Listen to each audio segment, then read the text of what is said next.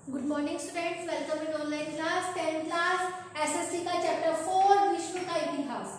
आज हम पढ़ेंगे जर्मनी का एकीकरण। इसके पहले वाली क्लास में हमने परिवहन के क्षेत्र में आविष्कार पढ़ा था, लोहा इस्पात के क्षेत्र में आविष्कार पढ़ा था। ठीक है, अब आज हम पढ़ेंगे कि जर्मनी और इटली का एकीकरण कैसे हुआ। तो अब आज हम पढ़ेंगे जर्मनी का एकीकरण कि जर्मनी 18वीं शताब्दी के अंत में 300 से अधिक छोटी छोटी रियासतों में बटा हुआ था। भौगोलिक दृष्टि से जर्मनी के राज्यों को मोटे तौर पर 3 भागों में बांटा गया, उत्तरी, मध्य और दक्षिणी। 3 भागों में बांटा, उत्तरी, मध्य और दक्षिणी।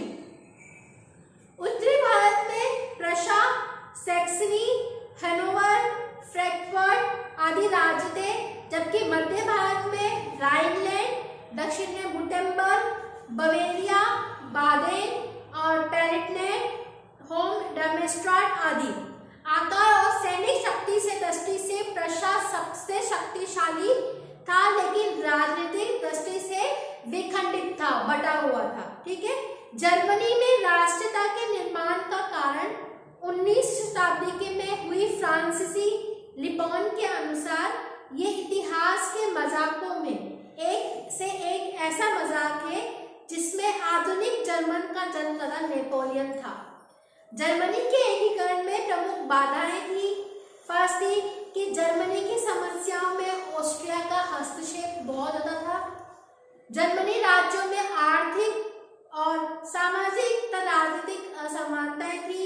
इंग्लैंड में भी फ्रांस की भांति जर्मन राज्यों में रुचि बनाए हुए था और यहाँ पे अधिकांश राज्यों की सैनिक सत्ता जो थी वो बहुत कमजोर थी।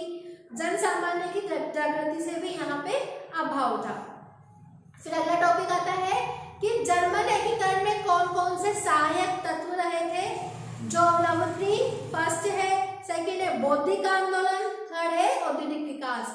कि जोलबरीन जर्मनी के राजनीतिक एकीकरण की शुरुआत से पूर्व आर्थिक एकीकरण की शुरुआत हो चुकी थी, जो प्रशा द्वारा 1818 में बवार्जबर्ग और सोदन शोशन नामक छोटे राज्यों में सीमा शुल्क संधि जोवकरीन के द्वारा की गई।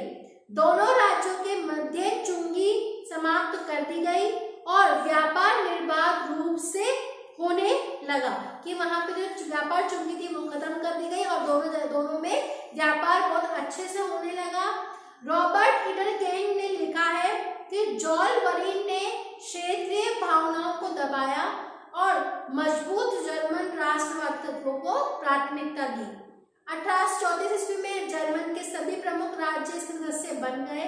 प्रारंभ में जोलबरीन के पीछे प्रशा का कोई राजनीतिक उद्देश्य नहीं रहा, परंतु धीरे धीरे प्रशा जोलबरीन के नेतृत्व के माध्यम से जर्मन एकीकरण के राजनीतिक उत्तरदायित्व होने से वो अज्ञात रूप लेता चला गया।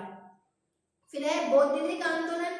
कि जर्मन के एकीकरण में जर्मन के दार्शनिक, इतिहासकार, साहित्यकार व कवियों का महत्वपूर्ण योगदान रहा है। लिफ्टे, ईगल, डालमेल, हेंडिंग प्रमुख दार्शनिकों ने इसमें अपनी महत्वपूर्ण भूमिका निभाई है। और जर्मनी के जेना विश्वविद्यालय में 1815 में बशेट शेफ्ट नामक देशभक्त संगठन का निर्माण किया गया। इस संगठन ने जर्मन देशवासियों के नैतिक उत्थान पर भी जोर दिया। फिर है औद्योगिक विकास।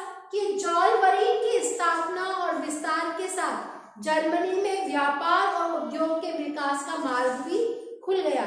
इस समय प्रशा और रूस दोनों प्रत्येक उद्योगों की आधारशिला माने जाते थे। इन संसाधनों से प्रशा में औद्योगिकरण की तीव्र गति से हुआ। कई स्थानों पर सूती मिलों की स्थापना की गई और रेल निर्माण भी कराया गया। फिर है अगला है कि बिस्मार्क का योगदान किस तरह से रहा। कि बिस्मार्क 1861 में प्रशा के शासक फ्रेडरिक विलियम चतुर्थ की मृत्यु के हो जाने के बाद 64 वर्षीय विलियम प्रथम शासक बने वहां के। विलियम प्रथम का मस्तिष्क उतना विचारशील और तीक्ष्ण नहीं था, मतलब उतनी जो चतुर था उसके अंदर थी पहले वाले में, वो उतनी उसमें नहीं थी, लेकिन उसमें योग्य व्यक्तियों को परखने की एक बहुत अच्छी अनोखी प्रतिभा थी। वो उदारवादी विचारों में विश्वास करता था, लेकिन उसका मानना था कि जर्मनी का एकीकरण राजतंत्र और सुदृढ़ सेना के माध्यम से ही होना चाहिए। जब सैन्य सुधारों को लेकर संवैधानिक गतिरोध उत्पन्न हो गया, तब इस गतिरोध को दूर करने के लिए विलियम प्रथम ने बिस्मार्क को अपना चांसलर भी नियुक्त कर लिया। बिस्मार्क का मानना था कि 1848 से 49 तक राष्ट्रवादियों ने वाद विवाद में समाप्त कर दिया, और जो उनकी सबसे बड़ी भूल थी। और जर्मनी के एकीकरण के 3 चरणों में हुआ था कि जर्मनी का जो एकीकरण था वो 3 चरणों में 3 परतों में किया गया। फर्स्ट था डेनमार्क से युद्ध एवं गेस्टाइन संधि, कि कैसे डेनमार्क से युद्ध हुआ और उसके बाद में उनकी गेस्टाइन संधि नियुक्त गई। स्लेशविक और हेल्स्टाइन 2 डचियों का डेनमार्क पर अधिकार था, लेकिन डेनमार्क का अविभाज्य अंग नहीं था। हॉलस्टाइन की अधिकांश जनसंख्या जर्मन थी, साथ ही हॉलस्टाइन जर्मन संघ का हिस्सा भी था। दूसरी सेल्सविक जर्मन लोग बहुमत में थे, तो लेकिन वहां डैन लोग भी रहते थे। डैन लोग जर्मनी के एकीकरण के विरोधी थे, और उन्होंने 1852 में लंदन में एक सम्मेलन में यूरोप के शासकों ने डेनमार्क का अधिकार इन डचियों के साथ में इस शर्त पर किया गया कि भविष्य में डेनमार्क इन अपने को विलय नहीं करेगा। लेकिन 10 वर्ष के बाद में फ्रेडरिक ने इन दोनों रियासतों पर अधिकार कर लिया, और अपनी राजनीतिक योग्यता और कूटनीतिक कुशलता को दिखाने का उसको अवसर भी मिल गया। जर्मनी 1864 में दोनों डचियों को लेकर प्रशा और ऑस्ट्रिया के मध्य समझौता हुआ, जिसमें दोनों रियासतों पर डेनमार्क के अधिकार स्वीकार कर लिए गए और अंतिम चेतावनी देने का निश्चय भी किया गया। फिर है गेस्टाइन समझौता, ऑस्ट्रिया की राजनीतिक भूल और बिस्मार्क की बहुत बड़ी राजनीतिक कूटनीति का विजय थी। फिर आता है ऑस्ट्रिया, प्रशा एंड प्राग की संधि। पहली थी डेनमार्क से युद्ध हुआ और गेस्टाइन की संधि हुई थी। फिर अगला था ऑस्ट्रिया, प्रशा एवं प्राग की संधि। बिस्मार्क का दूसरा कदम जो गेस्टाइन समझौते के बाद में ऑस्ट्रिया के विरुद्ध युद्ध की तैयारी करना था। कि गेस्टाइन की जो संधि होती थी उसके बाद में उनका दूसरा उद्देश्य था कि हमें ऑस्ट्रिया पे युद्ध करना है। बिस्मार्क ने एक और तो युद्ध की तैयारी शुरू कर दी, और दूसरी ओर कूटनीति के माध्यम से ऑस्ट्रिया और यूरोप के राष्ट्रों की सहायता न मिलने के कारण इसके प्रयास भी शुरू कर दिए। इन कार्यों के लिए अभी उसे अंतर्राष्ट्रीय वातावरण भी उनके अनुकूल था। इंग्लैंड यूरोपीय राज्यों में हस्तक्षेप न करने की नीति पर चल रहा था। रूस की सहानुभूति और पोलैंड में चल रहे विद्रोह में सहायता कर प्राप्त कर ली गई।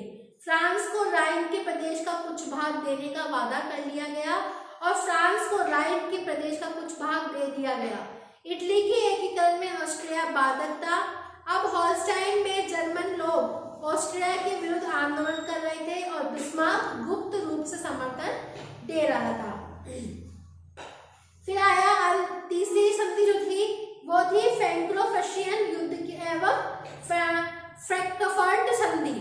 कि फ्रांस को यह आशा थी कि प्रशा और ऑस्ट्रिया के तटस्थ टिके हुए रहने के कारण उसे राइन पर कुछ प्रदेश मिल जाएगा, जिससे उसकी सीमा राइन नदी तक हो जाएगी। लेकिन बिस्मार्क ने इस की उपेक्षा की, और प्रशा की विजय उत्तरी जर्मन परिसंघ बनने से फ्रांस की अंतर्राष्ट्रीय प्रतिष्ठा को भी आघात पहुंचा। उधर फ्रांस की राजनीति के सेडोवा ने प्रतिशोध कर लेने की मांग करी, और नेपोलियन तृतीय अपनी गिरती हुई प्रतिष्ठा को पुनः प्राप्त करना चाहता था, और कालांतर में युद्ध दोनों राष्ट्रों को अपनी समस्या का समाधान नजर आ रहा था। नेपोलियन तृतीय ने लक्ष्य खरीदने का प्रस्ताव रखा था, और जर्मनी के राष्ट्रवादियों और समाचार पत्रों और राजनीतिज्ञों ने लक्समबर्ग फ्रांस को देने से मना कर दिया। दूसरा तनाव पूर्ण प्रश्न के स्पेन की राजगद्दी को लेकर हुआ था, जिसमें दोनों देशों के संबंध बिगड़ गए और अंत में युद्ध के नगाड़े बज गए। उसके बाद युद्धों 4 सितंबर 1870 को हुआ, जिसमें प्रशा के सेनापति बॉन मोल्टेक ने फ्रांसीसी सेना को पूर्ण रूप से परास्त कर दिया और नेपोलियन तृतीय ने आत्मसमर्पण कर दिया। ठीक है, आपको समझ में आ गया होगा जर्मनी का एकीकरण। अब अगली क्लास में हम इटली का